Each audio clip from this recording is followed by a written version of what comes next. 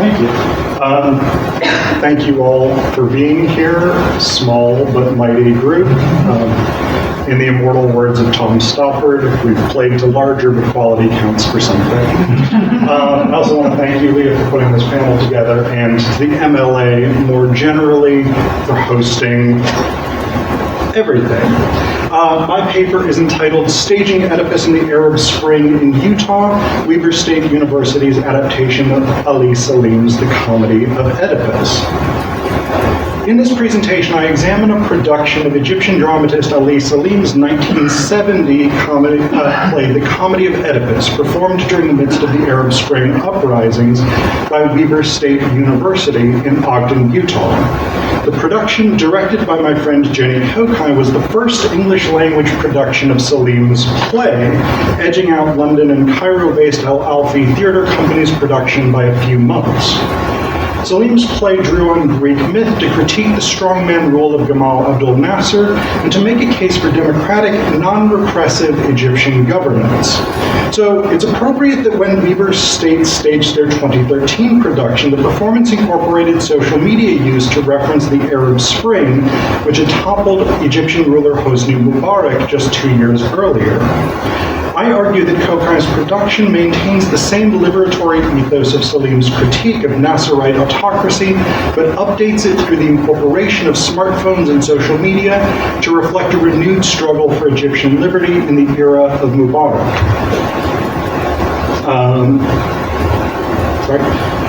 This is actually the, as far as I know, only collection in which The Comedy of Oedipus is published. It's an amazing collection. I would encourage you all to read it. Like many Arab authors, including the other 3 playwrights in this collection, Salim couches his political message in myth in order to avoid censorship, drawing on both Arabic allegorical traditions and the epic theater of Bertolt Brecht, who'd become very popular in with Middle Eastern dramatists during the 1960s. It is for this reason that Salim picks up the Oedipus story in the first place, though the plot as Salim presents it is largely unrecognizable to those expecting Sophocles' version. In The Comedy of Oedipus, the ancient Egyptian city of Thebes is threatened by a sphinx, but when the common citizen Oedipus appears to have defeated it, he's made king and marries Queen Jocasta. Tiresias warns the people that they must take care of themselves rather than look to a ruler to save them, but his wisdom is ignored.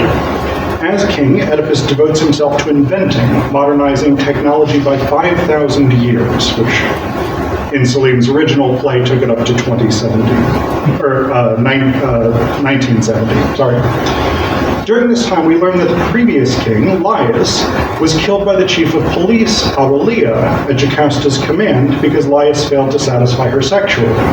However, Aurelia doesn't feel that he can kill Oedipus because of his popularity with the common people, and so he tries to turn them against Oedipus.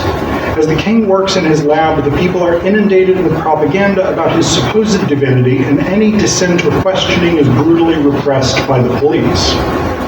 When the suspiciously unslain Sphinx returns, Oedipus joins Tiresias in trying to convince the people to kill themselves, but they insist that the king can and will save them. Eventually, the people attack the Sphinx, but because of the fear instilled in their hearts by the police state, they fail. Seeing this failure, Oedipus leaves the city, and Creon, commander of the military, dies attacking the Sphinx single-handedly.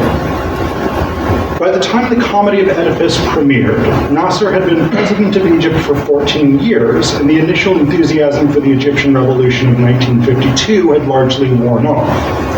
Sabri Haifa argues that Arabic theater follows the Athenian tradition of interrogating society and advocating for political and democratic freedom.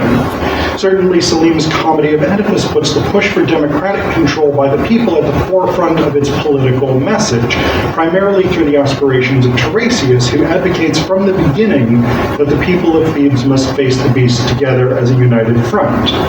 During both the first and second attacks, Tiresias gives the same advice. Go out and meet the beast altogether. If the story of the riddle is true, surely one of you will be able to solve it, and if it's a lie, then it is you who will devour the beast. Tiresias makes his case based on the strength of the collective, both in their collective intelligence and in the might of a unified community. In particular, Tiresias' assertion that the people as a whole would be able to devour the Sphinx assumes strength in numbers, or that by working together the community can overcome its problems. When the Sphinx returns at the end of the play, Tiresias even reminds Thebes that he had advocated a united front all along. The people must undertake their own defense against the beast. If there is to be a struggle, let the people go out and fight in its own defense. Tiresias' call for collective action is premised on an egalitarian ethos. His argument is rooted in the equality of all Thebans, the idea that everyone can and should contribute to facing communal problems. Tiresias' argument about everyone confronting the beast together imagines a democratic approach to problem solving rather than allotting responsibility to a single strong leader.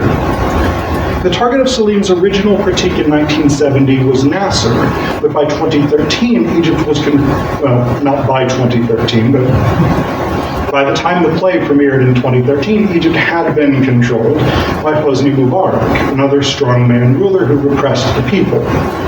Beginning at the end of 2010, protests against dictatorship and military rule broke out in Tunisia and Algeria, spreading quickly to Oman, Yemen, Jordan, Egypt, Syria, and Morocco in the new year.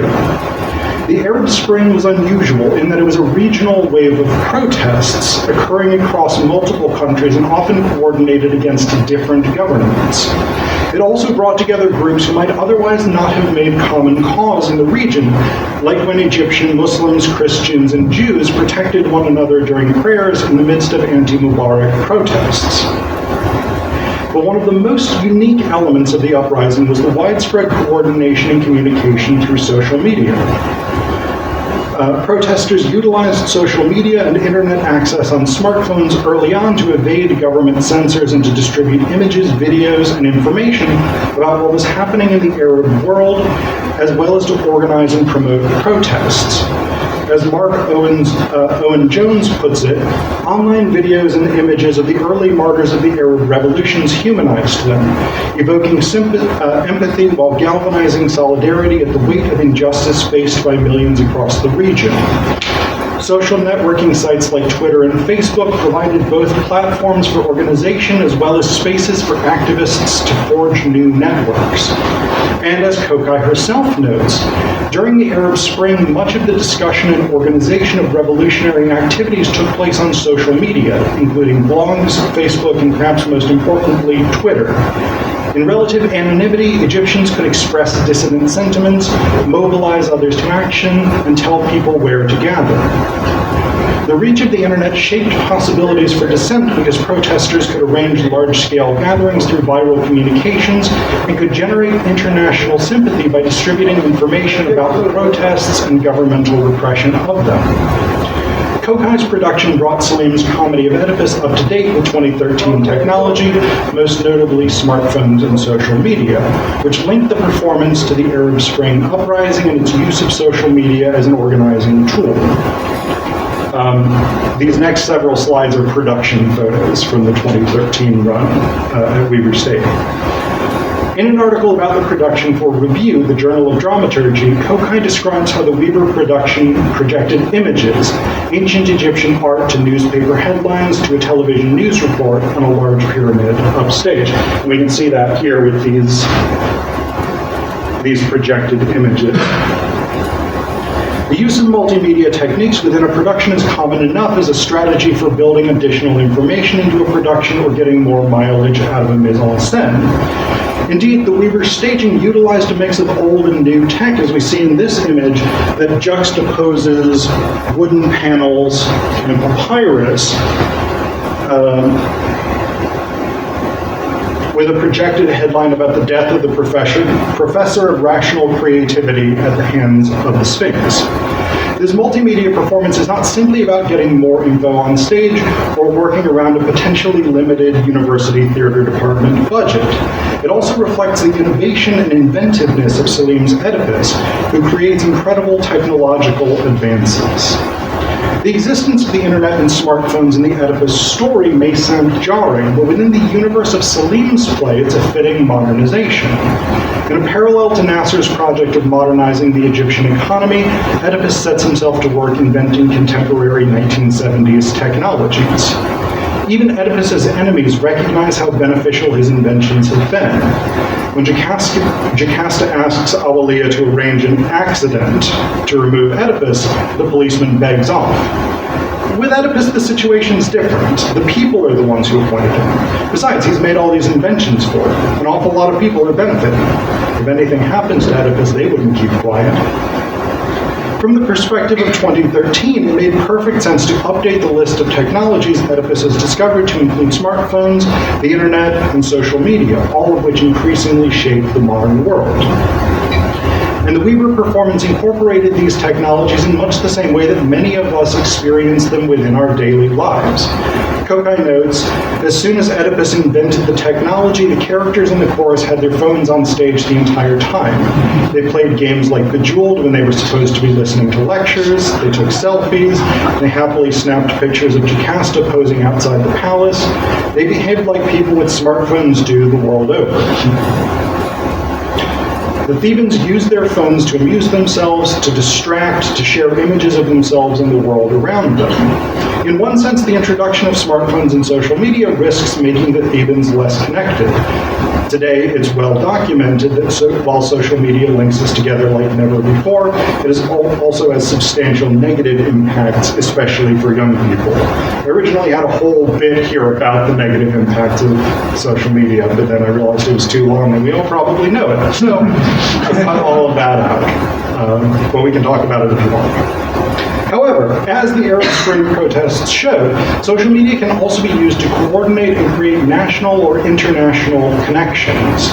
And while the Thebans in the Weaver State production did use their phones for entertainment, distraction, and posting selfies and pics of celebrities, they also used them to question the police state being run by the administration behind Oedipus's back. The direct incorporation of social media for protest builds an additional layer of political commentary into Weaver's performance. There's a moment when, according to Salim's script, a member of the public speaks out, but we cannot spot him or ascertain the source of the voice. In the Weaver production, in Kokai's words, we projected a tweet accompanied by a characteristic notification ding. Utilizing tweets in place of an anonymous shout reflects the reality of Egypt during the Arab Spring, when social media became a tool for voicing resistance to the Mubarak regime. Critiques of the Oedipus regime are made through social networks, rather than shouted in the streets. The Thebans of the Weaver State production occupy not just shared physical spaces, but shared digital spaces as well. In this sense, Kokai's show adapted Salim's original 1970 anti-Nasser protest play for the 2013 world of the anti-Mubarak Arab Spring, a change of degree rather than kind.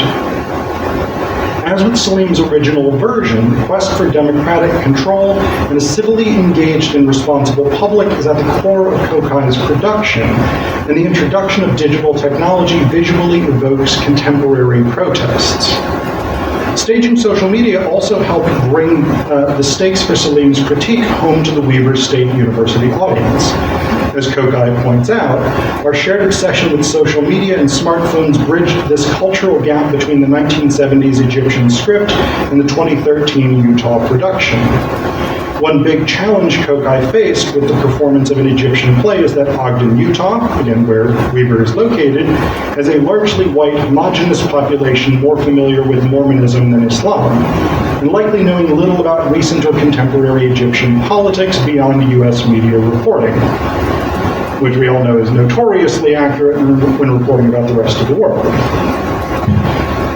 The dramaturgical choice to foreground smartphones and social media as technologies Oedipus has invented would particularly resonate with Ogden audiences because the Intelligence Community Comprehensive National Cybersecurity Initiative Data Center, a name that rolls right off the tongue, is located in northern Utah. Residents of Ogden are therefore more likely than the average American to be conscious of issues of cybersecurity and surveillance.